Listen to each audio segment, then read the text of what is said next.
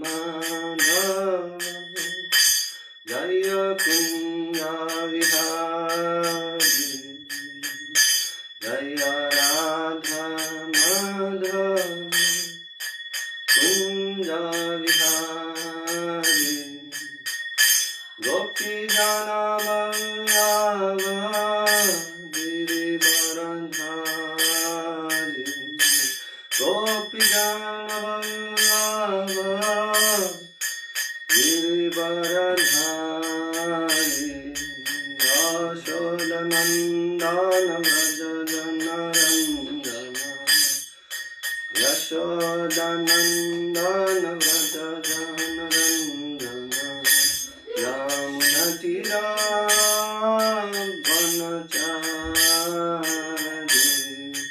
यमुनतीरावनचारि जय राधा माधव कुंज विहारी हरे कृष्ण कृष्ण कृष्ण हरे हरे हरे राम राम राम हरे हरे कृष्ण कृष्ण कृष्ण हरे हरे हरे राम राम राम हरे हरे हरे कृष्ण कृष्ण कृष्ण हरे हरे हरे राम राम राम हरे हरे जय प्रभुपदा जय प्रभुपदा जय प्रभुपदा निताय गौर हरि बोल निताय गौर हरि बोल। जय ओम विष्णुपाद परमहंस परिव्राजकाचार्य अष्टोत्तर शतश्री श्रीमद डिवाइन ग्रेस शिल एसी भक्ति वेदांत स्वामी शिल प्रभुपाद की जय। जय ओम विष्णुपाद परमहंस परिव्राजकाचार्य अष्टोत्तर शतश्री श्रीमद डिवाइन ग्रेस शिल भक्ति सिद्धांत सरस्वती शिल गोस्वामी प्रभुपाद ठाकुर महाराज की जय। अनंत कोटि वैष्णव वृंद की जय। ग्रंथराज श्रीमद् भागवतम की जय। All glories to assembled devotees, Hare Krishna. All glories to assembled devotees, Hare Krishna. All glories to assembled devotees, Hare Krishna. All glories to Shri Shri Guru and Gauranga, Hare Hare Bol.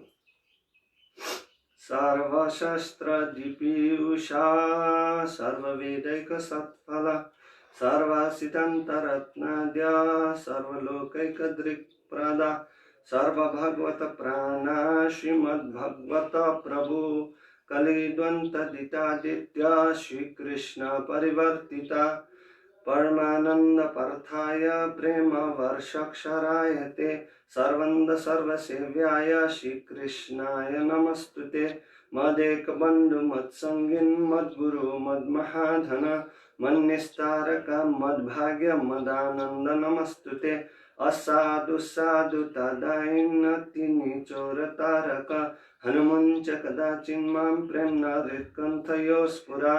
Om नमो भगवते वासुदेवाय।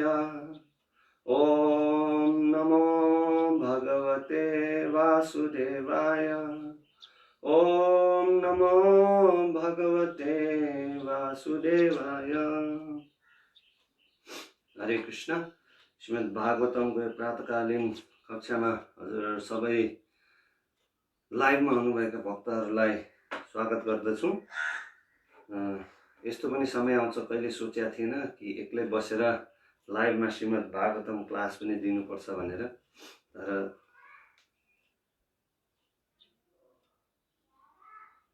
जे छ अब हामीले भगवानको सेवामा प्रयोग गर्नुपर्छ। सो यो अवस्थालाई पनि अब हामीले भगवानको सेवामा प्रयोग गर्नुपर्छ। सो हामीहरू पढ्दैछौँ श्रीमद् भागवतम स्कन्द 3 अध्याय 4 श्लोक संख्या नम्बर 16 र अध्यायको शीर्षक छ विदुरजी मैत्रेय ऋषि कहाँ जानुहुन्छ। सो मसँग यो अङ्ग्रेजीमा मात्र भागवतम छ, यो हामीसँग यो नेपालीमा आइसकेको पनि छैन र धेरै छिटो यो आउँछ होला नेपालीमा हामी सामु। म उच्चारण गर्छु, हजुरहरू पनि आफ्नै मोबाइल या अब ल्यापटप अगाडि बसेर उच्चारण गर्नु होला र म यो अङ्ग्रेजीमा पढ्छु र तपाईहरुलाई नेपालीमा अनुवाद पनि गरिदिन्छु। कर्माणि अनिहास्य भवो भावस्य ते कर्मण्य अनिहास्य भवो भावस्य ते दुर्गाश्रयो थरी भयात् पलायनम दुर्गाश्रयो थरी भयात् पलायनम कलात्मनो यत् प्रमाद युताश्रम कलात्मनो यत् प्रमाद युताश्रम स्वात्मन रते खिद्यति धीर्विदम इह स्वत्वं रते खिद्यति धीर्विदम इह कर्मण्य अनिहास्य भवो भवस्यते दुर्गाश्रयो थरी भयत् पलायनम कलत्मनो यत् प्रमाद युताश्रयम स्वत्मरते खिदयति धीर्विदम इह। सो वैष्णव र वैष्णवी सबैजनाले आफै उच्चारण गर्न सक्नुहुन्छ यो श्लोकलाई। अब म शब्दार्थतिर जान्छु। कर्माणि एक्टिभिटीज कार्यहरू, अनि हास्य of one who has no desire त्यो व्यक्ति जसको कुनै इच्छा हुँदैन, भाव बर्थ जन्म, अभावस्य of one who is never born जो कहिले पनि जन्मिँदैन अजन्म, ते योर तिम्रो, दुर्गा आश्रय taking shelter of the fort कुनै किल्लाको हामीले सेल्टर भन्दाखेरि आश्रय लिनु, देयर आफ्टर अथ देयर आफ्टर त्यसपछि, अरिभायत out of fear of the enemies शत्रुहरूको भयले गर्दाखेरि, पलायनम फ्ली भाग्नु, कला आत्मना of he who is controller of eternal time त्यो जस व्यक्ति जसको अधीनमा यो समय हुन्छ, शाश्वत समय हुन्छ, यत दैट प्रमाद अयुत in the association of women स्त्रीहरूको संगमा, आश्रम हाउसहोल्ड लाइफ गृहस्थ अवस्थामा, स्वात्मानम इन योर ओन सेल्फ आफूमै, रते वान हु एन्जोयज जो खुसी हुन्छ आफूमै जो खुसी हुन्छ, खिदियति इज डिस्टर्ब जो एकदम दिक्क हुनुहुन्छ आफैमा डिस्टर्ब, दि इन्टेलिजेन्स बुद्धि, विदम अफ द लर्न ज्ञाताहरूको ज्ञानीहरूको, इह इन दिस वर्ल्ड यो संसारमा। अनुवाद र तात्पर्य श्रील प्रभुपादजी जारा अनुवाद। My Lord, even the learned sages become disturbed in their intelligence when they see that your greatness engages in fruitive work although you are free from all desires. यहाँ भन्दै हुनुहुन्छ भगवान जसलाई एकदम ज्ञानी ऋषिहरू पनि तपाईको यो कार्य देखेर एकदम डिस्टर्ब हुन्छन्, एकदम के गरौँ हुन्छ रे उहाँहरूलाई। जब तपाईलाई उहाँहरूले कुनै कार्यमा संलग्न भएको जुन हामीले कर्म भन्छौँ हैन, जुन त्यो कार्य जसले आफूलाई कुनै फल प्रदान गर्छ त्यस्तो फल प्राप्त हुने कार्यमा जब तपाईँ लाग्नुहुन्छ, तपाईको कुनै इच्छा नभए तापनि उहाँहरू सबैजना एकदम डिस्टर्ब हुनुहुन्छ रे, के गर्ने भनेर। That you take birth although you are unborn तपाईँ जन्म लिनुहुन्छ, तपाईँ नजन्मिए तापनि रे that you flee out of fear of the enemy, र तपाईँ डराएर एकदम आफ्नो शत्रुहरूको डर देखेर एकदम शत्रुहरूबाट डराएर जब तपाईँ भाग्नुहुन्छ अरे, and take shelter in a fort, अनि तपाईँ गएर कुनै किल्लामा आश्रय लिनुहुन्छ अरे, although you are the controller of invincible time, जबकि तपाईँ आफै नै यो शाश्वत समयको अधिकर्ता हुनुहुन्छ अरे, यो नियन्त्रण, यो शाश्वत समयलाई तपाईले नै नियन्त्रण गर्नुहुन्छ अरे, तर पनि तपाईँ डराएर आफ्नो शत्रुहरूको डरले गर्दाखेरि भागेर चाहिँ कुनै किल्लामा आश्रय लिनुहुन्छ अरे। कसरी बुझ्ने यसलाई हामीले? And that you enjoy householder life surrounded by many women, although you enjoy in your own self. तपाईँ जब आफैमा खुसी हुनुहुन्छ, आत्माराम हुनुहुन्छ, तपाईँ आफ्नो गृहस्थी जीवन पनि बिताउनुहुन्छ अरे, एकदम स्त्रीहरूको सँगमा स्त्रीहरूले घेरेर यो गृहस्थी जीवन पनि तपाईले बिताउनुहुन्छ अरे। सो कस्तो अचम्म। तात्पर्यमा प्रभुजी भन्नुहुन्छ, pure devotees of the Lord are not very much concerned with philosophical speculation in regard to transcendental knowledge of the Lord. So जो भगवानका सच्चा भक्तहरू हुनुहुन्छ, उहाँहरू धेरै जसो गरिकन यो ज्ञान जुन फिलोसॉफिकल स्पेकुलेसन हुन्छ, यो दिव्य ज्ञान जुन भगवानको छ, त्यसमा यस्तो हो कि त्यस्तो हो कि भनेर अनुमान लगाउँदैनन्। Nor is it possible to acquire complete knowledge of the Lord. न कि हामीले पुरै भगवानको बारेमा जान्न नै सक्छौँ। Whatever little knowledge they have about the Lord is sufficient for them, because devotees are simply satisfied in hearing and chanting about the transcendental pastimes of the Lord. अनि उनीहरू किन त्यो अलि जति पनि उनीहरूले बुझ्छन् त्यसबाट खुसी हुन्छन् त? भगवानको बारे जति अलि पनि बुझ्छन् त्यसबाट किन खुसी हुन्छन् त? किनभने उहाँहरू यसमै पर्याप्त खुसी हुन्छन् रे, र शान्ति, उहाँहरू शान्तमा हुन्छन् रे, भगवानको खाली नाम सुन्नाले र भगवानको लीलाहरूको गुणानुवाद गर्नाले नै उहाँहरू खुसी हुनुहुन्छ रे। This gives them all transcendental bliss.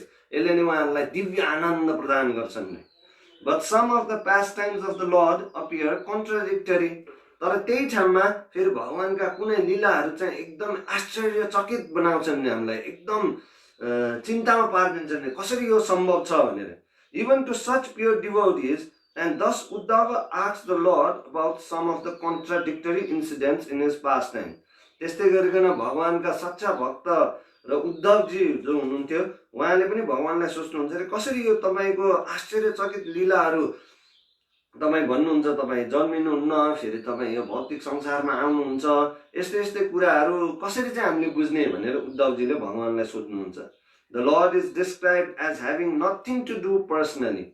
So यहाँ बयान गरिएको छ, भगवानले साँच्चै नै भर्ने हो भने यो संसारमा केही पनि गर्नु छैन। And it is actually so, because even in the creation and sustenance of the material world, the Lord has nothing to do. र साँच्चीकै भन्ने हो भने पनि भगवानले यो संसारको सृष्टि गर्ने र यो संसारलाई चलाउनेमा उहाँको केही पनि गर्नु छैन। It seems contradictory then to hear that the Lord personally lets the Govardhan hill for the protection of his unalloyed devotees. अनि सुन्दा पनि एकदम आश्चर्यचकित हुन्छ अरे कि भगवानले आफैले चाहिँ फेरि गोवर्धन पर्वत उठाइदिनु भयो आफ्नो भक्तहरूको रक्षाको लागि। The Lord is the supreme Brahman. भगवान नै परब्रह्म हुनुहुन्छ, the absolute truth, सम्पूर्ण सत्य हुनुहुन्छ, the personality of Godhead appearing like a man. र पुरा उहाँ हामी मनुष्यको जस्तै अवस्थामा यो भौतिक संसारमा उहाँ प्रकट हुनुहुन्छ है। मैले जन्म भनेको छैन, सुन्नुस् है, प्रकट हुनुहुन्छ यहाँ प्रभुपादजी भन्दै हुनुहुन्छ। But Uddhav had doubts whether he could have so many transcendental activities. तर उद्धवलाई चाहिँ के भयो त, उहाँलाई शंका भयो कि भगवानले साँच्चै नै यति दिव्य क्रियाकलापहरू गर्न सक्छन् त? There is no difference between the personality of Godhead and the impersonal Brahman. प्रभुजी भन्नुहुन्छ भगवानमा जो सम्पूर्ण सत्य भगवान हुनुहुन्छ, जो सच्चिद आनन्द विग्रह हुनुहुन्छ, उहाँमा र ब्रह्मनमा जुन हामी भन्छौँ निराकार ब्रह्मन, त्यसमा कुनै पनि फरक छैन। How then can the Lord have so many things to do? त्यसो भगवानले त्यतिका कार्यहरू गर्नको लागि कसरी उहाँसँग कार्यहरू हुन्छ? Whereas the impersonal Brahman is stated to have nothing to do either materially or spiritually. जबकि हामीहरू फेरि भन्छौँ कि यो निराकार ब्रह्म जुन छ त्यसमा चाहिँ केही पनि हुँदैन, आध्यात्मिक पनि भौतिक हिसाबले पनि त्यहाँ केही हुँदैन, त्यहाँ सबै शान्त हुन्छ भन्छन्। If the lord is ever unborn how then is he born. यदि भगवान हामीहरू भन्छौँ कि जन्म लिनुहुन्न भने फेरि कसरी उहाँ जन्मिनुहुन्छ? As the son of Vasudeva and Devaki, Vasudeva र देवकीको पुत्र भएर कसरी जन्मिनुहुन्छ?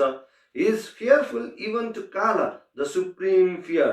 उहाँ चाहिँ काला, जसलाई भन्छौँ हामी काल भन्छौँ होइन, जसबाट सबैजना डराउँछन्, एकदम सर्वोच्च डर हो त्यो। जस्तै कि हामीहरू सबैले कहिलेकाहीँ भन्छौँ, हिजो पनि हामीहरू कुरा गर्दै थियौँ यहाँ कि अब मर्नुपर्छ। विश्वजित ब्रजेश प्रभुले हिजो हामीहरू भेटेका थियौँ, उहाँले एउटा कुरा बताउँदै हुनुहुन्थ्यो कि फलाना एकजना एक्टर हिरो, बलिउड फिल्मका हिरो उनी बिते। सो उनले भन्दै थिए ओ यो त यस्तो कम उमेरमा 50 वर्षमै बितेछ। सो उहाँको छोरीले उहाँलाई सोध्दै हुनुहुन्थ्यो अरे बाबा तपाईँ कति वर्ष भनेर। अनि त्यसपछि उहाँले म त अब 40 वर्ष हुन लाएँ भन्दा थियो उहाँको छोरीले। अनि सुगोपीले हातमा गर्न थाल्नु पऱ्यो। अनि त्यसपछि एकछिनपछि उहाँ दिक्क भएर यसरी टाउको ठोक्नु भयो। अनि उहाँले सोध्नुभयो कि किन के भयो त भन्दाखेरि अब बाबा पनि केही टाइममा जानी भयो भने अरे। सो प्रभुजीले भन्नुभयो सबैजना जानुपर्छ, बाबा पनि जानुपर्छ, मम्मी पनि जानुपर्छ, सबैजना जानुपर्छ। सो यो काल देखेर हामीहरू सबैजना डराउँछौँ। यो मृत्युको कुरा गऱ्यो भने सबैजना भयभीत हुन्छन्, कुरा नगरौँ। अहिले संसारमा हामी देखिरहेछौँ होइन, यो भाइरसले गर्दाखेरि कति भयभीत अवस्था छ, मान्छेहरू सबजना मरेछन्। So and yet the lord is afraid of fighting Jarasandha and take shelter in a fort. त्यस्तो भगवान जसले यो काल स्वयं सम्पूर्ण काललाई चाहिँ आफ्नो नियन्त्रणमा राख्नुहुन्छ, त्यस्तो भगवान फेरि जरासन्धसँग डराएर चाहिँ एउटा किल्लामा लुक्न जानुहुन्छ, किल्लाको शरण लिनुहुन्छ अरे। So how can one who is full in himself take pleasure in the association of many women. त्यस्तै गरिकन जो आफैमा एकदम खुसी हुनुहुन्छ, जो आफैमा पूर्ण हुनुहुन्छ, जो आत्माराम हुनुहुन्छ, उहाँ कसरी फेरि स्त्रीहरूको सङ्गमा पुरा आनन्द लिनुहुन्छ? How can he take wives and just like a householder take pleasure in the association of family members. कसरी उहाँले फेरि स्त्रीहरू श्रीमतीको रूपमा ग्रहण गर्न सक्नुहुन्छ, कसरी चाहिँ गृहस्थी जीवन बिताउनुहुन्छ, कसरी चाहिँ पारिवारिक जीवनहरू बिताउनुहुन्छ, बच्चाहरूसँग, छिमेकीहरूसँग, इष्टमित्रहरूसँग, परिवारसँग, आफ्नो बुवा आमासँग कसरी हुन सक्छ? All these apparently contradictory happenings bewildered even the greatest learned scholars. So यस्तो आश्चर्यचकित क्रियाकलापले इभन ठुला ऋषिहरूका पनि, जो ज्ञानीहरूका पनि, जो सप्त ऋषि भन्छन् हामी, भागवत गीतामा पनि भनिएको छ, यो पछि पनि प्रभुपादजीले यहाँ बयान गर्नुहुन्छ 10 श्लोकसम्म 2मा, त्यहाँ महर्षि भनेर उहाँले भन्नुहुन्छ, जो चाहिँ सप्त ऋषिहरू छन्, उहाँहरू पनि एकदम चकित पर्नुहुन्छ अरे यस्तो क्रियाकलाप देखेर। Who thus bewildered cannot understand whether inactivity is a fact or whether his activities are only limitations. So उहाँ सोच्नै सक्नुहुन्न कि भगवानले साँच्ची नै केही गर्नुहुन्न कि या चाहिँ उहाँले गर्नुहुने कार्यहरू सीमित छन् कि, यो बुझ्नै सक्दैनन् उहाँले। So the only solution is that the Lord has nothing to do with anything mundane. So साँच्ची नै जवाफ के हो त भन्दाखेरि भगवानले साँच्ची नै यहाँ भौतिक संसारमा केही पनि नै गर्नु छैन। All his activities are transcendental. उहाँका सबै कार्यहरू दिव्य छन्। This cannot be understood by the mundane speculators. So just यस्तो हुन्छ कि त्यस्तो हुन्छ कि भनेर भन्नेहरू, जुन ज्ञानीहरू हुन्छन्, उहाँहरूले चाहिँ यो कुरा बुझ्न सक्दैनन्, भगवानका यी कुराहरू कदापि बुझ्न सक्दैनन् भनेर प्रभुपादजीले भन्दै हुनुहुन्छ भागवतममा। For the mundane speculators there is certainly a kind of bewilderment. So उहाँहरूलाई चाहिँ सधैँ नै यो आश्चर्यचकित नै भइरहन्छन्, कसरी हुन्छ यो भनेर। But for the transcendental devotees there is nothing astonishing in this. So तर चाहिँ जो दिव्य भक्तहरू हुनुहुन्छ, उहाँहरूलाई चाहिँ यसमा कुनै आश्चर्यचकित हुनुपर्ने कुरै छैन। The Brahman conception of the absolute truth is certainly the negation of all mundane activities. So हामीले जुन निराकार ब्राह्मण भन्छन्, यो चाहिँ भगवानको एउटा अंश, एउटा रूप नै हो, जहाँ चाहिँ कुनै दिव्य क्रियाकलापहरू हुँदैन। But the Para is certainly the negation of all mundane activities. त्यहाँ चाहिँ कुनै हाम्रो भौतिक क्रियाकलापहरू हुँदैनन्। But the Parabrahman conception is full with transcendental activities. तर परब्रह्मन शब्द जुन छ योले चाहिँ यहाँ चाहिँ पुरै दिव्य क्रियाकलापहरू हुन्छ भन्ने बुझिन्छ. One who knows the distinction between the concept of Brahman and the conception of Supreme Brahman is certainly the real transcendentalist. So प्रभुजी भन्नुहुन्छ जसले चाहिँ ब्रह्मन निराकार ब्रह्मन र सम्पूर्ण ब्रह्मन सम्पूर्ण भगवान सम्पूर्ण ब्रह्मनको बारेमा फरक जान्दछन् उहाँहरू नै वास्तवमा चाहिँ दिव्य ज्ञानी भक्तहरू हुन्. There is no bewilderment for such transcendentalists. त्यस्तो दिव्य बाटोमा लागेका भक्तहरूको लागि कुनै आश्चर्यचकित क्रियाकलापहरू छैनन्. The Lord himself also declares in Bhagavad Gita 10.2 र भगवान स्वयंले नै भागवत गीता 10.2 अध्याय 10 श्लोक संख्या नम्बर 2 मा भन्नुहुन्छ कि even the great sages and demigods can know hardly anything about my activities and transcendental potencies. भन्नुहुन्छ कि इभन स्वयं ठुला ठुला ऋषिहरू र के ऋषिहरूको मात्र कुरा गर्नु देवताहरू पनि मेरा बारेमा एकदम कठिन रूपमा hardly anything about my activities मेरो क्रियाकलाप र दिव्य शक्तिहरूको बारेमा इभन देवताहरूले पनि थाहा हुँदैन. The right explanation of the Lord's activities is given by grandfather Bhishmadev in Bhagavatam 1.9.16 as follows. र उहाँको एकदम सही रूपमा व्याख्या गरिएको छ भगवानको क्रियाकलापहरूको पितामह भीष्मले भागवतममै स्कन्द 1 अध्याय 9 श्लोक संख्या नम्बर 16 मा नहि यस्य कर्हिचिद राजन पुमान वेद विदिशितम यज्ञास्य युक्त मुह्यन्ति कवयोपिहि. सो यही हाम्रो तात्पर्य र अनुवाद सकिन्छ. अब म जे जति मैले बुझेको छु हजुरहरूलाई आफ्नो गुरुबाट यो बुझाउने प्रयास गर्दछु.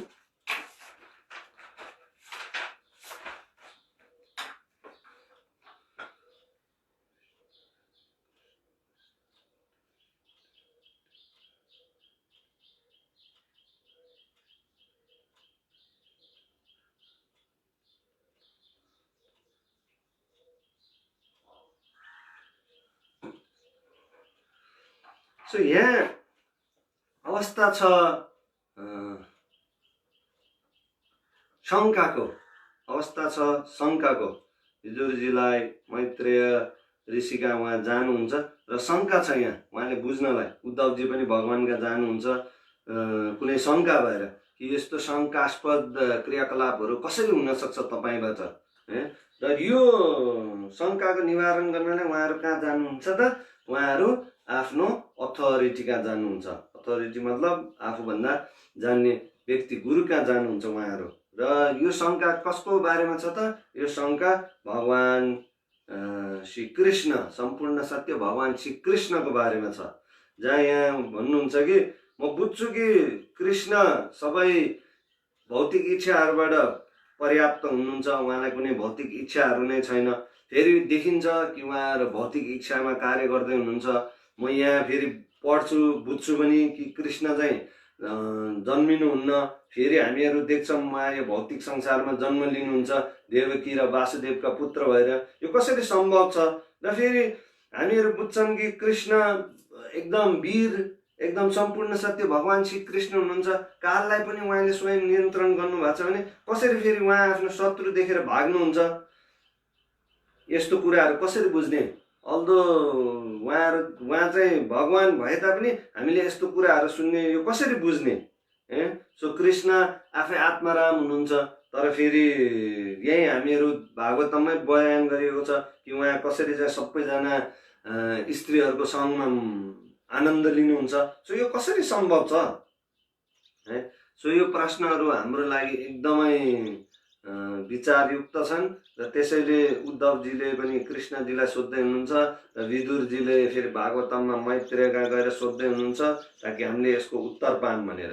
र हामीले जति भगवानको यो दिव्य लीलाहरूको बारेमा दिव्य क्रियाकलापहरूको बारेमा चर्चा परिचर्चा गर्छौँ त्यति नै हाम्रो श्रद्धा हाम्रो विश्वास भगवानप्रति अझ सुदृढ अझ बढी स्थिर हुन्छ उहाँप्रति. होइन. सो हाम्रो विश्वास, हाम्रो श्रद्धा अनुसारै भक्ति र अधिकारी भनिन्छ शास्त्रमा। सो हाम्रो श्रद्धा अनुसार हामीले के सुन्छौँ त त्यो अनुसार हामीले श्रद्धा प्राप्त गर्छौँ। जस्तै कि प्रभुपादजी यहाँ तात्पर्य अनुवादको पहिल्यै सुरु गर्नुहुन्छ उहाँले कि pure devotees of the lord are not very much concern with philosophical speculation in regard to transcendental knowledge of the lord. होइन, उहाँहरूलाई चाहिँ भगवानको यो चर्चा परिचर्चामा यो कसरी दिव्य भगवानका प्रिय भक्तहरू जो हुनुहुन्छ उहाँहरूले चाहिँ यो चर्चा परिचर्चामा यो कसरी भयो, यो क्रियाकलाप कसरी भयो, भगवानको 16,108 गोपिनीहरू किन, यस्तोमा चाहिँ उहाँहरू कुनै चिन्तै गर्नुहुन्न अरे। किन चाहिँ गर्नुहुन्न भन्दाखेरि भगवानका भक्तहरू भगवानको बारेमा जति कम जानेछन् त्यतिकैमा उहाँहरू सुन्ने र त्यसलाई नै अरूलाई सुनाउनेमा उहाँहरू खुसी हुनुहुन्छ।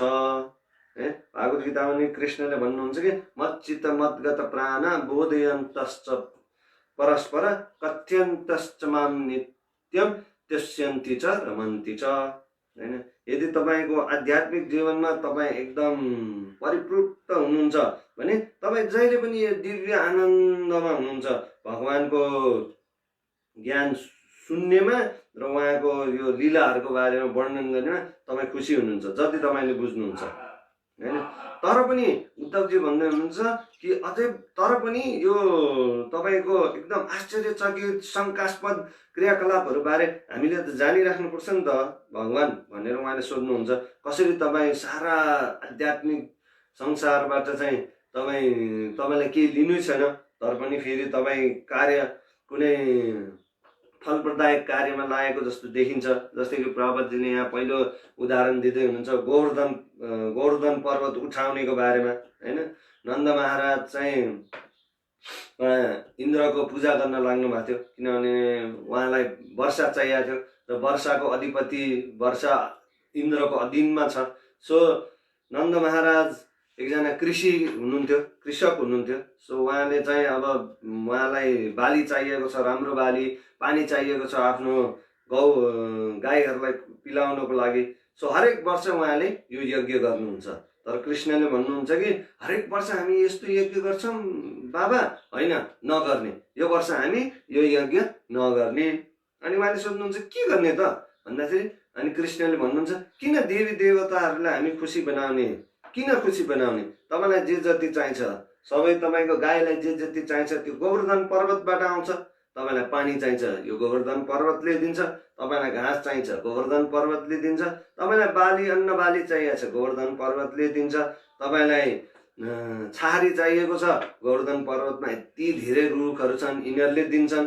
होइन, यदि तपाईँलाई एकदमै गर्मी छ भने तपाईँको गाईहरू लिएर तपाईँ गोवर्धन पर्वतमा यति गुफाहरू छन् त्यो गुफाको शरण लिन सक्नुहुन्छ र जब आनन्द शान्त भएर तपाईँ थकित महसुस गरेर प्रसन्न हुनुहुन्छ, थकान आफ्नो हटाएर प्रसन्न हुनुहुन्छ, तब तपाईँ बाहिर आउन सक्नुहुन्छ।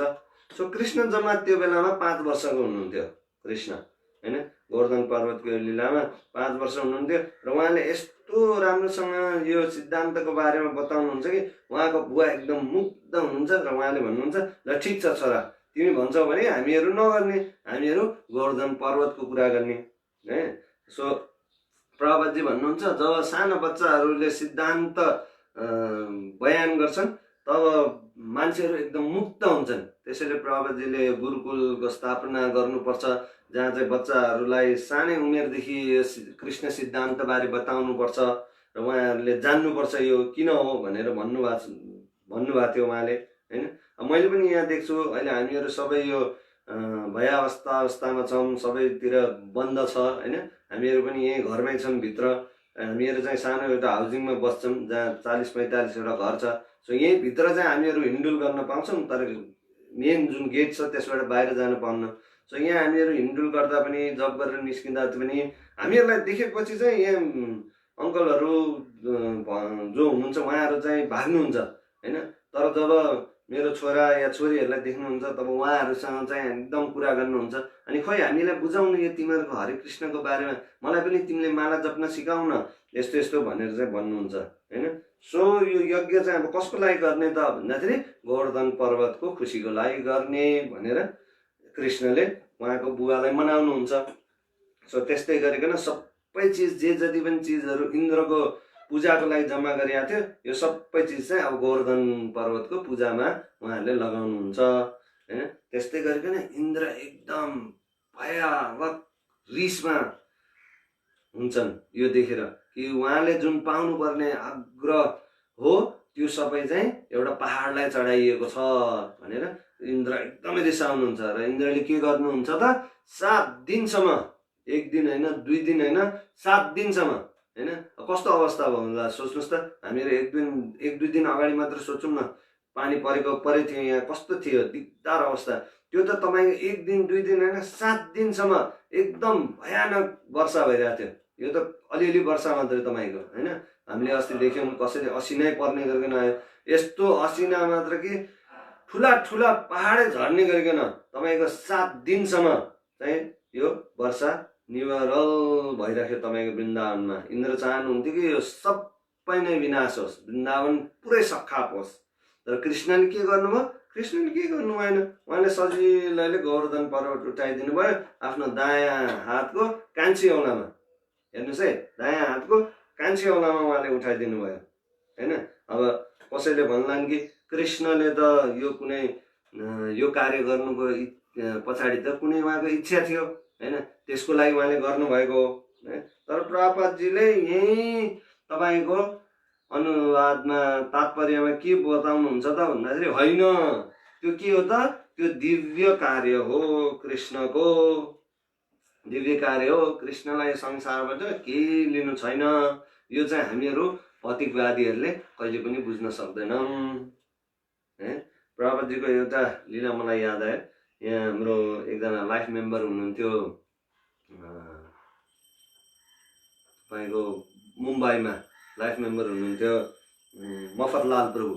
सो जब उहाँ जवान हुनुहुन्थ्यो, उहाँको बुवा पनि लाइफ मेम्बर हुनुहुन्थ्यो। र प्रभुपादजी जहिले पनि उहाँहरूको घरमा जानुहुन्थ्यो, त्यहाँ बस्नुहुन्थ्यो अरे। अनि त्यसपछि उहाँको छोरा छ भन्ने, मफतलाल प्रभुको छोरा छ भन्ने प्रभुपादजीलाई थाहा थियो।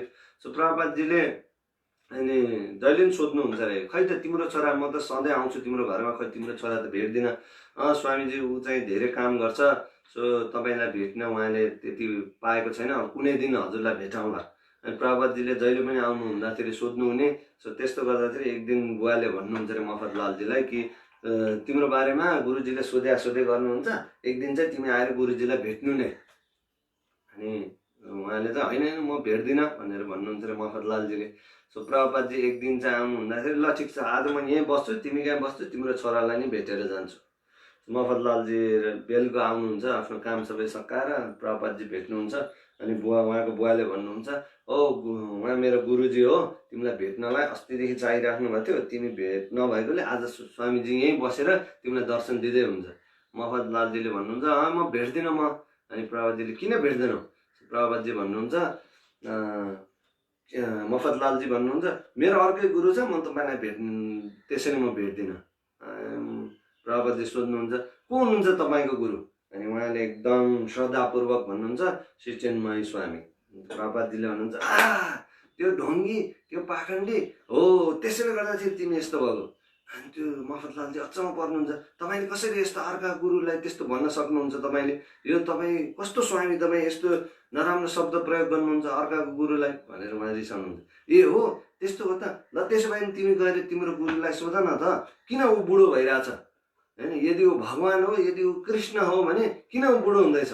सो मफतलालजी भोलि छिटो छिटो जानुहुन्छ र आफ्नो गुरुलाई सोध्नुहुन्छ कि गुरुजी मैले हिजो एउटा स्वामी भेटेको थिएँ, मेरो बुवाको गुरु, र उहाँले भन्नुहुन्छ कि यदि तपाईँ भगवान हुनुहुन्छ, तपाईँ कृष्ण हुनुहुन्छ भने तपाईँ किन बुढो हुँदै हुनुहुन्छ?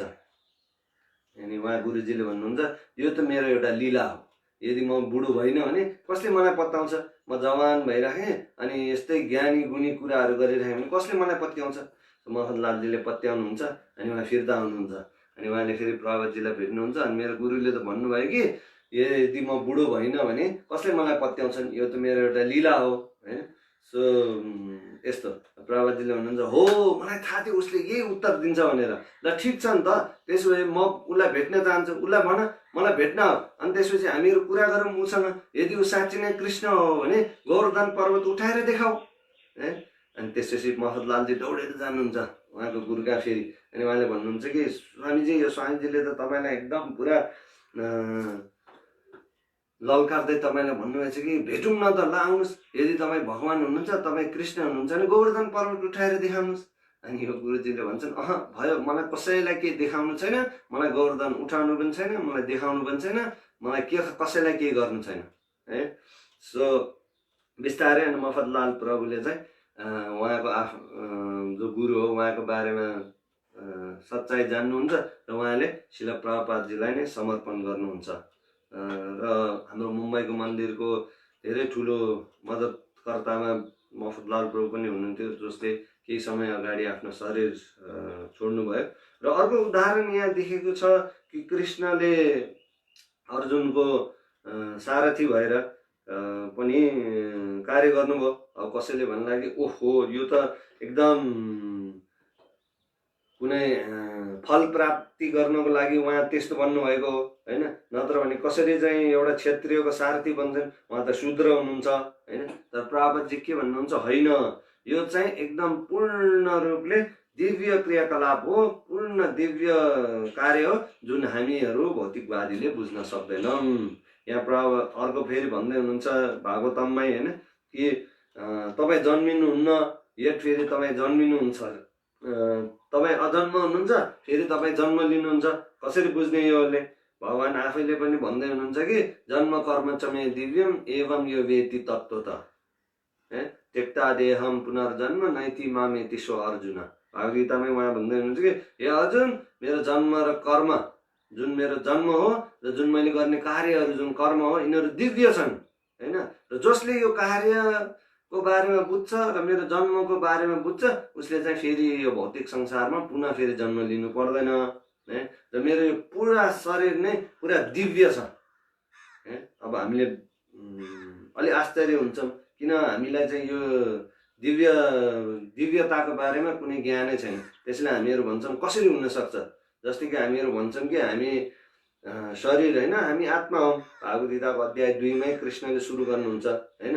जस्तै कि हाम्रो आत्मा चाहिँ आध्यात्मिक वस्तु हो, त्यस्तै आत्माले गरेर कृष्णको सच्चिदानन्द विग्रह बनिएको छ भन्दाखेरि हामीले बुझ्नै सक्दैनौँ। तर कृष्णले के भन्नुहुन्छ त, हो मेरो शरीर पूर्ण दिव्य छ, तिमीले बुझ्न सक्दैनौ होला, तर मेरो शरीर पूर्ण दिव्य छ र म समय समयमा म चाहिँ यो संसारमा फेरि अवतरित हुन्छु होइन। तर उहाँ यो संसारमा कसरी आउनुहुन्छ त, जस्तै कि तपाईँ हामी जन्मिन्छौँ आमाको गर्भबाट, त्यसै गरिकन उहाँ जन्मिनुहुन्न होइन। हामीहरू जसरी यो संसारमा कुनै भौतिक क्रियाकलापले गर्दाखेरि या कुनै फल प्रदायक कार्य गरेर त्यसको फल प्राप्ति नभएर जन्मिया जस्तै भगवान् चाहिँ त्यसरी जन्मिनुहुन्न। हामीहरू जसरी जबरजस्ती चाहिँ यो संसारमा आउनुपर्छ र 84 लाख योनिमा हामीहरू घुम्नुपर्छ, भगवान् त्यसरी घुम्नु पर्दैन, उहाँ त्यसरी आउनु पनि हुन्न। भगवान् आफैले स्वयं भागवत गीतामा भन्नुभएको छ कि किन म चाहिँ यो भौतिक संसारमा आउँछु त, यदि मेरो कुनै इच्छै छैन भने म किन आउँछु त यहाँ भनेर उहाँले अध्याय 4मा बयान गर्नुभएछ। यदा यदा हि धर्मस्य ग्लानिर्भवति भारत अभ्युत्थानम धर्मस्य तदात्मानं सृजाम्यहम् होइन। म भौतिक संसारमा किन आउँछु त, किनभने जब जब धर्मको ग्लानि हुन्छ, जब जब धर्मको नाश हुन्छ, त्यो धर्मलाई स्थापना गर्नको लागि म चाहिँ यो संसारमा आउँछु। धर्म भनेको के हो त भन्दा चाहिँ धर्म भनेको भगवान्लाई समर्पण गर्नु, भगवानको कुरा मान्नु, भगवान्लाई समर्पण गर्नु होइन। र अधर्म या अधार्मिक कामहरू भनेको चाहिँ यसबाहेक अरू सबै हुन् है। सो भगवान्लाई समर्पण गर्नु मात्र धर्म हो, भगवान् आफै भन्नुहुन्छ। सो जब धर्मको ग्लानि हुन्छ, जब मान्छेहरू चाहिँ मलाई समर्पण गर्नेबाट हट्दै जान्छन्, जब मेरो बारेमा उनीहरूले विभिन्न शङ्काहरू उत्पन्न भएर अनि आफै त्यो शङ्काको निवारण गर्न थाल्छन्, तब चाहिँ म यस्तो होइन भनेर यो संसारमा आउँछु। सो भगवान् जुनै पनि रूपमा आउन सक्नुहुन्छ होइन। हामीले धेरै रूपको बारेमा भागवतमा वर्णन भएको पनि सुनेको छु। भगवान् सुनामी भएर पनि आउन सक्नुहुन्छ, भगवान् भाइरस भएर पनि आउन सक्नुहुन्छ, जसरी पनि आउन सक्नुहुन्छ।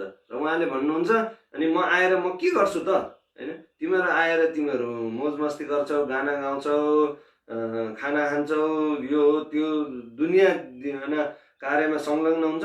तर म के गर्छु त? परित्राणाय साधूनां विनाशाय च दुष्कृतम् धर्म संस्थापनार्थाय सम्भवामि युगे युगे।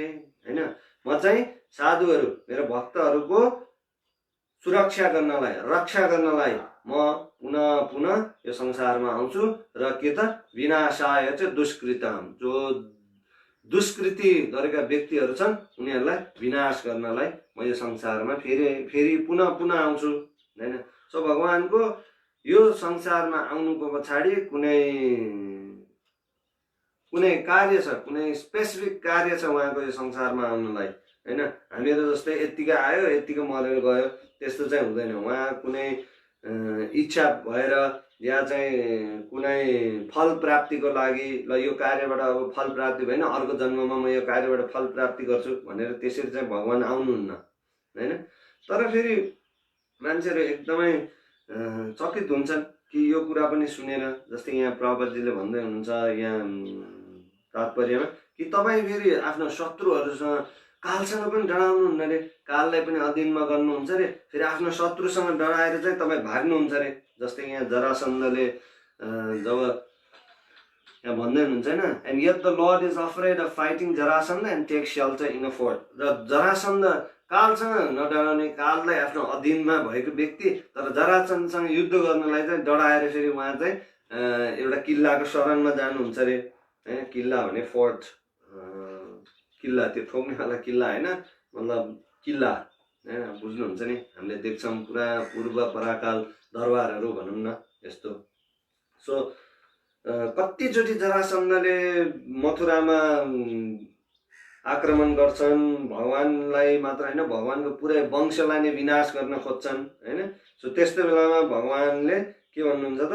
जरासन्धले यो चाहिँ मलाई पटक पटक मथुरामा जुन आक्रमण गरिरहेछ यसबाट अब के गर्नुपर्छ त? सो भगवानले इच्छा के गर्नुहुन्छ, उहाँको इच्छा शक्तिले के गर्छन् त भन्दाखेरि एउटा यस्तो दरबारको निर्माण हुनु पर्यो, यस्तो किल्लाको निर्माण हुनु पर्यो जो चाहिँ समुद्रको बिचमा छ।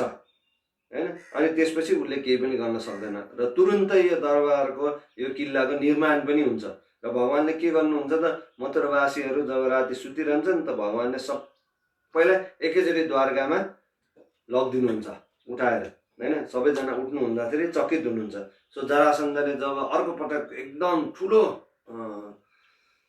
मात्रामा आक्रमण गर्छन् तब त्यहाँ के हुन्छ त? कोही पनि हुँदैनन् त्यहाँ। हैन, त्यसपछि अनि कृष्णलाई फेरि उहाँले युद्ध भूमिमा लल्कार्नुहुन्छ, त्यहाँ भेट्नुहुन्छ, युद्ध हुन्छ र कृष्ण त्यहाँबाट भागेर जानुहुन्छ। अनि कृष्ण भाग्दा भाग्दै बलरामजी पनि सँगमा आउनुहुन्छ र उहाँहरूले एउटा ठुलो पहाड चढ्नुहुन्छ, जसलाई चाहिँ यहाँ भागवतममा बयान गरेको छ। त्यो चाहिँ 9 माइल्स ठुलो थियो अरे तपाईँको त्यो पहाड। सो त्यस्तो पहाडमा उहाँहरू चढ्नुहुन्छ। अनि जरासन्धले चाहिँ के भन्छ, अब एकचोटि होइन दुईचोटि होइन, हमेसाको लागि यो कृष्णकोबाट चाहिँ मुक्ति प्राप्त गर्नुपर्छ मैले। सो यो यसलाई चाहिँ मारिदिन्छु आज भनेर उहाँले पुरा पहाडै जलाइदिनुहुन्छ। अनि त्यसपछि के हुन्छ त? भगवानलाई कुनै पनि आश्चर्य, कुनै पनि अप्ठ्यारो हुँदैन, उहाँ कुनै चिन्तामा पनि पर्नुहुन्न। उहाँ त्यत्रो 9 माइलको पहाडबाट मजाले तल हामफालिदिनुहुन्छ मजाले। होइन, अनि फेरि यहाँ भन्नुहुन्छ यो चाहिँ अचम्मको कुरा, सबैलाई एकदमै रोचक लीला पनि कि यहाँ भनिएको छ कि तपाईँ आफैमा एकदम खुसी हुनुहुन्छ, तपाईँ आत्माराम हुनुहुन्छ, यत तपाईँले कसरी चाहिँ आफ्नो गृहस्थी जीवन बिताउनुहुन्छ, कसरी यतिजना धेरैजना स्त्रीहरूको सँगमा तपाईँ बस्नुहुन्छ। होइन, सो हामीलाई कृष्णका कति लीलाहरू छन्। हेर्नुहोस् त, यहीँ पनि प्रभुजीले कतिवटा लीला बताउनु भइसक्यो, 2 3 जरासन्धको, गोवर्धन लीलाको आदि इत्यादि भागवतममा कति लीलाहरू छन्। तर हामीहरू सबैजनालाई के छ त? यो लीलाहरू अरू कुनै पनि थाहा छैन, एउटै लीला थाहा छ, त्यो हो कृष्णको 16,108 वटा गोपिनी हो। र सबैको प्रश्न पनि यही हुन्छ, सबभन्दा पहिला भेट्यो, ए तपाईँ कृष्ण भक्त हुनुहुन्छ? ए हो, हरे कृष्ण। ल तपाईँहरू त गजब हुनुहुन्छ है, तपाईँको भगवान त एकदम खतरा हुनुहुन्छ, कसरी चाहिँ 16,108 वटा गोपिनी भनेर पहिले सुरु प्रश्न यही भन्नुहुन्छ सबैले। होइन, तर प्रभुजी के भन्दै हुनुहुन्छ त? यही लीला हो जसको बारेमा हामीले अन्तिममा थाहा पाउनुपर्छ र अन्तिममा डिस्कस गर्नुपर्छ। तर हामी चाहिँ के गर्छौँ त? सुरुमा नै यो लीलालाई हामी चर्चा परिचर्चा गर्न खोज्छौँ। अर्को दिन हामीहरू कृष्ण पुस्तक, कृष्ण लीलाको पुस्तक पढ्दै थियौँ र त्यहाँ प्रभुपादजीले एकदम अचम्मले रासलीलाको बारेमा बयान गर्नुहुन्छ। कस्तो अनौठा अनौठा हामीले सुन्नै नपाएका उहाँले पोइन्टहरू दिनुहुन्छ र उहाँले भन्नुहुन्छ कि यिनीहरू सबै चाहिँ भौतिक होइन।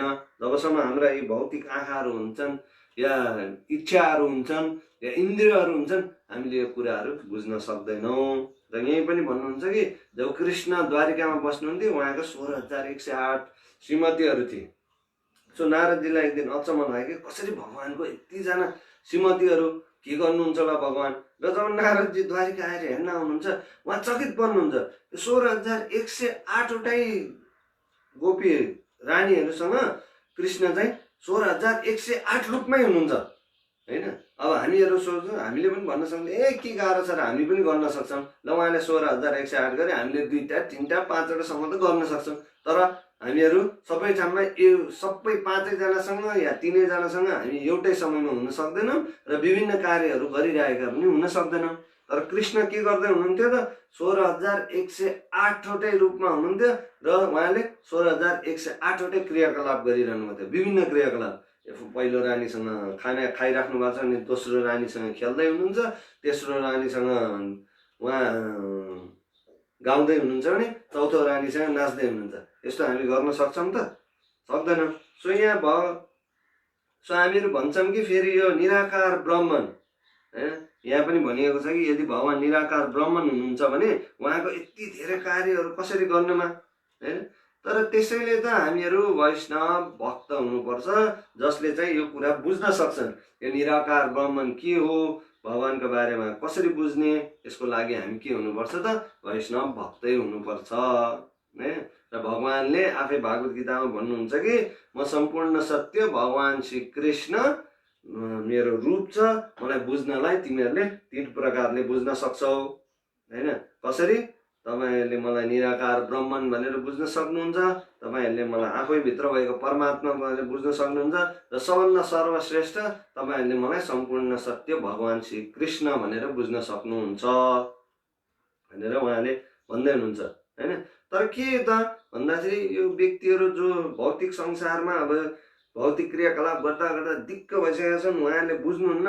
अनि उहाँहरूको के हुन्छ त आध्यात्मिक संसारको बारेमा अब उहाँहरूले एउटा आफ्नै विचार धारणा बनाइदिनुहुन्छ होइन। यहाँ त दिक्क भयो। अब भौतिक आध्यात्मिक संसार पनि यस्तै होला। हाम्रो भौतिकता दिमागले गर्दाखेरि आध्यात्मिक संसारलाई पनि हामीले आफैले सृष्टि गरिदिन्छौँ। ल यस्तो हो, भगवानको यस्तो हो होइन। यो संसारमा यति धेरै प्रब्लम छन्, यो मिल्दैन त्यो मिल्दैन, यता गरे यता मिल्दैन, उता गरे उता मिल्दैन, यति धेरै रूपहरू, यति धेरै मान्छेहरू, यति धेरै क्रियाकलापहरू, यति टाउको दुखाइ छ। अनि हामीहरू दुःख भएर के भन्छौँ त? ओहो होइन, आध्यात्मिक संसारमा चाहिँ यस्तो केही पनि छैन। मलाई के चाहियो त? निराकार निरानन्द ब्रह्मन। म आनन्दमा एकदम रिल्याक्स गर्न चाहन्छु, म आनन्द गर्न चाहन्छु, म यही केही चिज पनि चाहिएन है। सो हामीहरू के गर्न चाहन्छौँ त? हामीहरू आफै नै भोक्ताराम यज्ञ तपसाम सर्वलोक महेश्वरम होइन। हामी आफै भोक्ता हुन चाहन्छौँ। ल हामी नै आनन्द गर्ने, मलाई आनन्दी चाहियो, मलाई दिक्क भयो, मलाई केही चिज चाहिएन, मलाई आनन्दी चाहियो। तर प्रभुपादजीले के भन्नुहुन्छ त? होइन, यो संसारमा भगवानले पनि भागवत गीतामा भन्नुहुन्छ, यो संसारमा तपाईँले पूर्ण आनन्द भने कहिले पनि तपाईँले प्राप्त गर्नुहुन्न है। जस्तै कि अब पिउने मान्छेहरूले सोध्छन् कि पिउँदाखेरि कति आनन्द आउँछ होइन। कुनै पदार्थहरू तपाईँले पिउँदाखेरि, नशालु पदार्थहरू पिउँदाखेरि कति आनन्द हुन्छ। तर त्यो आनन्द पाउने व्यक्तिलाई थाहा छ कि भोलि बिहान भइसक्यो उसको टाउको कति मात्रामा दुख्छ होइन। सो मलाई थाहा छैन यो कतिसम्म साँचो हो, तर मैले सुनेको थिएँ कि हाम्रो यहाँ नेपालमा चाहिँ गाँजा तपाईँले जताततै पाउन सक्नुहुन्छ अरे सजिलैले होइन। अरू देशहरूमा अब जति गाह्रो छ, यहाँ चाहिँ तपाईँको यतिकै बाटोमा पनि फलिरहेको हुन्छन्। सो त्यो खानाले चाहिँ कति आनन्द हुन्छ, कति रमाइलो हुन्छ, एकदम तपाईँलाई झुम्म हुन्छ। तपाईँ कति दिनसम्म एकदम केही चिजको पनि ज्ञान हुँदैन तपाईँलाई, तर के त्यसले आनन्द हुन्छ त? सो मान्छेहरूले सोध्छन् कि यति धेरै चिजहरू छन्, यति मलाई यो टाउको दुखाइ छ, त्यसैले आध्यात्मिक भनेको चाहिँ निरानन्द निर्गुण केही पनि छैन, त्यहाँ गएर आनन्दले बस्ने अनि ब्रह्मन भनेर हामीहरू भनिदिन्छौँ हैन। तर यो वास्तवमा के हो त, पूर्ण गलत हो। आध्यात्मिक संसार यहाँभन्दा पनि अझ बढी भेराइटी छ तपाईँको, अझ बढी लीलाहरू छन् त्यहाँ, अझै बढी भगवानले आफ्नो लीलामा पनि देखाइराख्नु भएको छ। कति लीलाहरू छन् हेर्नुहोस् त उहाँको, होइन। सो हाम्रो मेन पोइन्ट के हो त भन्दाखेरि, हामीहरू यो श्लोकबाट मेन के हो त भन्दाखेरि, हामीहरू सबैजना शुद्ध हुन चाहन्छौँ यो भक्तिमय सेवाबाट। भक्तिमय सेवा भनेको भगवानसित प्रेम गरेको सेवाबाट, प्रेम गरेर यो प्रेमपूर्ण सेवाबाट, उहाँलाई प्रेमपूर्ण सेवा गरेर हामीहरू यो सबै चिजबाट मुक्त हुन चाहन्छौँ र अन्ततगत हामी भगवानकै शरणमा, भगवत धाममा फिर्ता जान चाहन्छौँ, होइन। तर जबसम्म हामीहरूसँग यो भौतिक शरीर छ, यो भौतिक इच्छाहरू छन्, हामीहरूले चाहिँ यो भगवानको बारेमा केही पनि बुझ्न सक्दैनौँ। त्यसैले हाम्रो आचार्यहरूले हामीलाई सजिलो गर्नलाई उहाँहरूले विभिन्न पुस्तकहरू दिएछन्, जुनको अध्ययन हामीले गर्नुपर्छ। जस्तै कि रूप गोस्वामीले उहाँको भक्ति रसामृत सिन्धुमा एकदम मजाले बताइदिनुहुन्छ कि सर्वपादि विनिर्मुक्ताम तत्परतेन निर्मलम ऋषिकेशनम सेवनम भक्तिर उच्यते, होइन। हामीहरू यो सबै भौतिक आसक्तिहरूबाट छुटकारा पाउन चाहन्छौँ। यो सबै पाप भन्नुहोस् या अपराध भन्नुहोस्, यिनीहरू सबैले जसले गर्दाखेरि हामीलाई पुनः पुनः सर्वित सर्वनानम पुनः यो भौतिक संसारमा फिर्ता ल्याइरहेछ हामीलाई जन्म लिनको लागि। यसबाट हामीहरू मुक्त हुन चाहन्छौँ। कसरी त भन्दाखेरि, हाम्रो इन्द्रियहरू सबैलाई हाम्रो कार्यहरू सबैलाई भगवानको सेवामा समर्पण गरेर, होइन। जो चाहिँ ऋषिकेश भन्नाले जो चाहिँ इन्द्रियहरूको अधिपति हुनुहुन्छ, उहाँको शरणमा हामीहरू गएर चाहिँ यो सबै चिजबाट हामीहरू मुक्ति हुन चाहन्छौँ। यही नै यो श्लोकको पोइन्ट प्रभुजी बताउनुहुन्छ। र यो एकदमै आनन्दमय कार्य छ तपाईँको, एकदमै आनन्दमय मार्ग छ यो भक्तिमय उसको। तपाईँले आफ्नो आँखालाई भगवानको विग्रहको दर्शनमा लगाउन सक्नुहुन्छ, तपाईँको कानलाई भगवानको दिव्य नाम जप्नलाई, नाम सुन्नलाई लगाउन सक्नुहुन्छ, होइन। तपाईँले भगवानले भनिएका दिव्य लीलाहरूको वर्णनहरू सुन्नलाई लगाउन सक्नुहुन्छ। भगवानको दिव्य लीलाहरूको वर्णनहरू भागवतममा पनि गरेका छन्, भागवत गीतामा पनि गरेका छन्।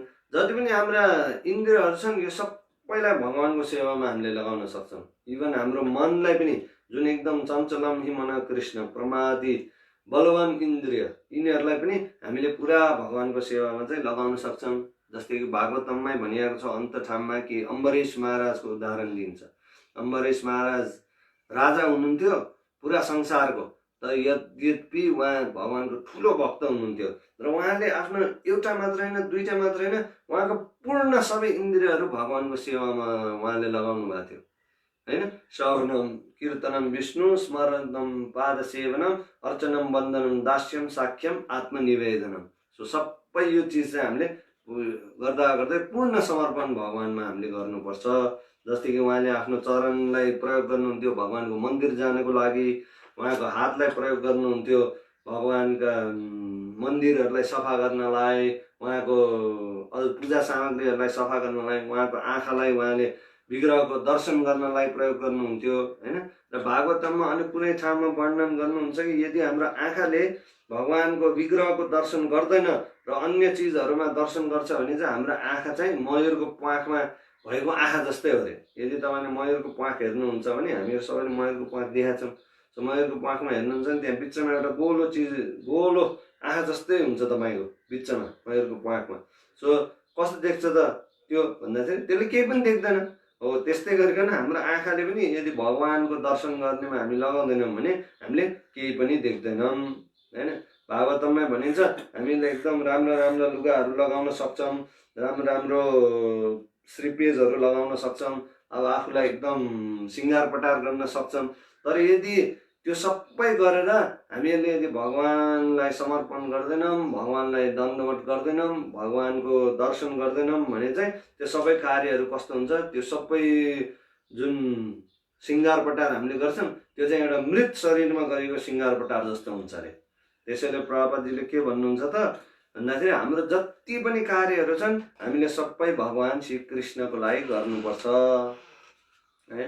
जब हामी कार्य गर्छौँ हामी कुनै कार्य गर्छौँ हामीले सम्झिनुपर्छ त्यो भगवानको लागि हामी गर्दैछौँ है। हामी कुनै गाना गाउँदैछौँ हामीले सम्झिनुपर्छ यो भगवानको लागि गाउँदैछौँ। हामीले कुनै खाना खाइरहेछौँ हामीले सोच्नुपर्छ यो भगवानको प्रसाद लिइरहेछौँ। हामीले केही सुन्दैछौँ त भगवानको बारेमै सुन्नुपर्छ है। सो प्रभुपादजीले धेरैचोटि भन्नुहुन्थ्यो कि आफ्नो समय व्यर्थ खेर नफाल, यो चाहिने नचाहिने कुरा गरेर व्यर्थ आफ्नो समय फेर नफाल। तर हामीहरू के गर्छौँ त, यस्तो गर्यो भने हुन्छ कि त्यस्तो गर्यो भने हुन्छ कि, होइन केही गरेर पनि हुँदैन। प्रभुपादजी भन्नुहुन्छ यदि हामीसँग समय छ, पर्याप्त समय छ भने हामीहरू के गर्नुपर्छ त भन्दाखेरि यहाँ भागवतमा भन्दै हुनुहुन्छ हामीले भगवानको नाम लिनुपर्छ। हरे कृष्ण कृष्ण कृष्ण हरे हरे, हरे राम राम राम हरे हरे भनेर भगवानको नाम लिनुपर्छ हामीले होइन। तर हामीहरू के भन्छौँ त, होइन म बिहान उठ्छु, म छिटो उठ्छु, अनि त्यसपछि भजन लगाउँछु, अनि सबै भजन आउँछ, अम्माको भजन पनि आउँछ, बापुको भजन पनि आउँछ, मैयाको भजन पनि आउँछ, भगवानको पनि आउँछ, देवी देवता सबै आउँछ, यति नै हो मेरो भजन होइन। तर होइन, प्रभुपादजीले भन्नुहुन्छ समय खेरो नफालिकन हामीहरूले के जप्नुपर्छ त, हरे कृष्ण कृष्ण कृष्ण हरे हरे, हरे राम राम राम हरे हरे, यही मन्त्र जप्नुपर्छ। किनभने यो विशेष गरिकन कलियुगको लागि दिएको मन्त्र हो।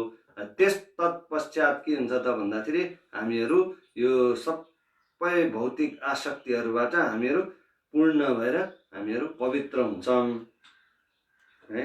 सो त्यसपछि मात्रै अनि हामी भगवानलाई बुझ्न सक्छौँ है। भगवानले भागवत गीतामा भन्नुहुन्छ कि भक्त्या माम अभिजानाति यावन् यश्चास्मि तत्त्वत होइन। केवल भक्तिले गर्दाखेरि र तिम्रो यो चेतना चाहिँ जब तिमी भक्तिमय सेवामा लगाउँछौ तब मात्र तिम्रो यो सबै आध्यात्मिक भौतिक यो क्रियाकलापहरू बन्द हुन्छन्। त्यसपछि मात्र तिमीले मलाई बुझ्न सक्छ। सो हाम्रो उद्देश्य नै यही हुनुपर्छ। यसकै लागि हामीले सबै क्रियाकलाप गर्नुपर्छ। अरू केही इच्छा हामीले गर्नु हुँदैन। कुनै पनि फल मलाई प्राप्ति हुन्छ यसबाट, या कुनै सहर प्राप्त हुन्छ, या देश प्राप्ति हुन्छ, या सर्वपादि विनिर्मुक्ताम, केही पनि हामीले सोच्नु भएन। यो नै पूर्ण चिज मलाई चाहिएको छ, यो नै सर्वश्रेष्ठ चिज मलाई चाहिएको छ, त्यो हो भगवानको भक्तिमय सेवा। रूप गोस्वामी हाम्रो आचार्य भन्नुहुन्छ कि यो जुन भक्तिमय सेवा छ यो एकदमै अमूल्य वस्तु हो। हामीले सोच्न पनि सक्दैनौँ कि यो कति अमूल्य वस्तु हो। हामीहरूले कति नै अमूल्य वस्तुको बारेमा ज्ञान छ र हामीलाई होइन। भनौँ हामीलाई एकदम सर्वोत्कृष्ट अमूल्य वस्तु भनेको हिरा भन्ने हामीहरू जान्छौँ। तर आजकल तपाईँ बजारमा हेर्नुहुन्छ भने हिरा सबै किरा भइसकेको छ, सानो मात्र हुन्छन् होइन। हिरा किरा भइसक्यो सबै। तर यो हिराहरू भन्दा पनि अझ मलाई बढीमा के चाहियो त भन्दाखेरि भगवानको भक्तिमय सेवा, यो नै मलाई मेन चाहियो। र यही सेवामा लागेर चाहिँ म पूर्ण शुद्ध हुन सक्छु। जे पनि गर्छु, जे पनि स्मरण गर्छु, यो चाहिँ सबै भगवानको लागि, भगवानको आनन्दको लागि भन्ने यो बुझ्नु पर्यो। तर फेरि हामीहरू भन्छौँ ओहो सबै इन्द्रियहरू भगवानको सेवामा लगाउने, कसरी लगाउने होला, आँखाले कसरी हेर्ने होला, नाकले कसरी सुन्ने होला, के गर्ने होला, हामीहरू आत्तिन्छौँ ल यो होइन। हामीहरू त सक्दैनौँ, केही गर्न सक्दैनौँ। निराकार निरानन्द ब्रह्मन आनन्द, केही चाहिँदैन मलाई, सबै चिज निर्गुण निरानन्द, भगवान छैन होइन। तर त्यस्तो भन्दैमा हामीहरू छुटकारा पाउँछौँ त पाउँदैनौँ। यहाँ आचार्यहरूले एकदम सजिलो बनाइदिइराख्नु भएको छ। प्रभुपादजीले यसलाई सबै उल्टा गरेर हाम्रै लागि दिनुभएको छ होइन। उहाँले के भन्दै हुनुहुन्छ त, भगवानको साक्षात्कार सबै इन्द्रियहरूबाट हुन्छ, तर सर्वश्रेष्ठ इन्द्रिय कुन हो त भन्दाखेरि हाम्रो जिब्रो हो। यो जिब्रोलाई जब तपाईँले भगवानको सेवामा लगाउनुहुन्छ, कसरी त भन्दाखेरि अहिले भर्खर हामीले उच्चारण गरेको मन्त्रबाट हरे कृष्ण कृष्ण कृष्ण हरे हरे, हरे राम राम राम हरे हरे, यो मन्त्रको जब उच्चारण गर्छौँ र यो जीवलाई खालि हामी कृष्ण प्रसाद मात्र जब खान्छौँ, जुन खाना हामीहरू बनाउँछौँ त्यसलाई भगवानलाई चढाएर अनि त्यही मात्र ग्रहण गर्छौँ, तब त्यसपछि के हुन्छ त भन्दाखेरि हामीले जिब्रोलाई पूर्ण रूपमा नियन्त्रण गर्न सक्छौँ। र हाम्रो जिब्रो यो नै पहिलो इन्द्रिय हो जसलाई हामीले नियन्त्रण गर्नुपर्छ। त्यसपछि यो हामीले नियन्त्रण गर्न सक्यौँ भने के हुन्छ त, सेवनमुखे जीव भादौ होइन। त्यसपछि के हुन्छ त, अरू सबै इन्द्रियहरू तपाईँको कन्ट्रोल हुन्छ, जीवदेखि लिएर सिधै तल होइन। यो उपदेशामृतमा पनि रूप गोस्वामीले भन्नुहुन्छ कि जीव वेग उदरपस्थ वेगम हैन। जब जीव तपाईको कन्ट्रोल हुन्छ, तपाईको पेट कन्ट्रोल हुन्छ, जब तपाईको पेट कन्ट्रोल हुन्छ तपाईको अनि अर्को जनइन्द्रियहरू पनि कन्ट्रोल हुन्छन् हैन। सो जीव वेगम उदरपस्थ वेगम उहाँले एकदम प्रष्ट भन्नुभएको छ। त्यस कारणले गर्दाखेरि भगवानले हामीलाई धेरै मिठा मिठा चिजहरू दिनुभएको छ। कृष्ण बडो दयामय कालीबार जीव जाय। सो जीवलाई हामीले एकदम जीवलाई चाहिँ केसँग तुलना गर्नु भएको छ त, एकदमै धेरै खाने राक्षससँग हैन। सो जीवले यो पनि खाऊँ त्यो पनि खाऊँ, यो पनि चाखौँ त्यो पनि चाखौँ गर्छ अहिले हैन। बाहिर बनाएको पनि चाखौँ, यो पनि हुन्छ त्यो पनि हुन्छ, यो पनि मिल्छ सबै। तर होइन, हामीले जुन पनि जे पनि खाना खानुलाई हामीलाई वर्जित छ। यो पनि खाऊँ त्यो पनि खाऊँ, त्यो पनि हुन्छ यो पनि हुन्छ कहाँ भनिएको छ? होइन, भगवानले प्रष्ट भन्नुभएको छ।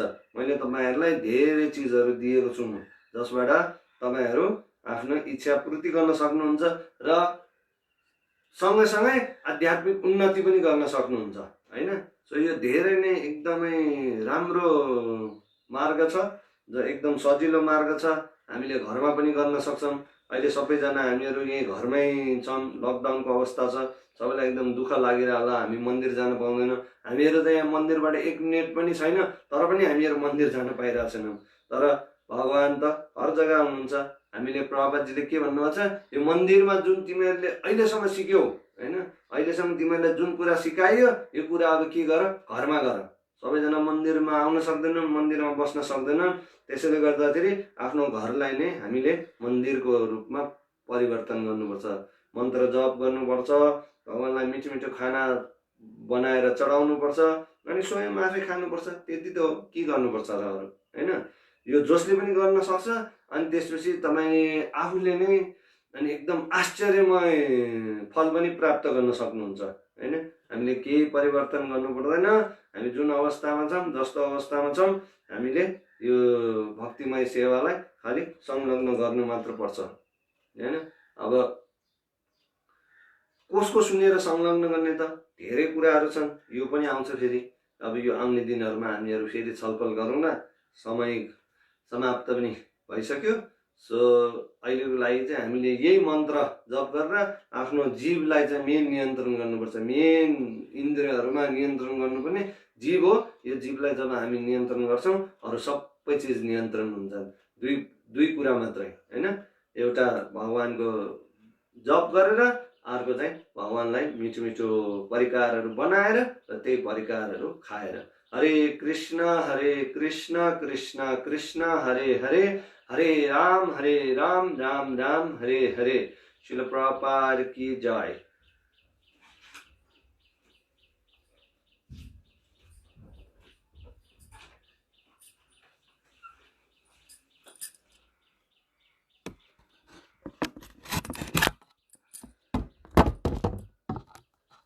धेरै धेरै धन्यवाद सबैलाई।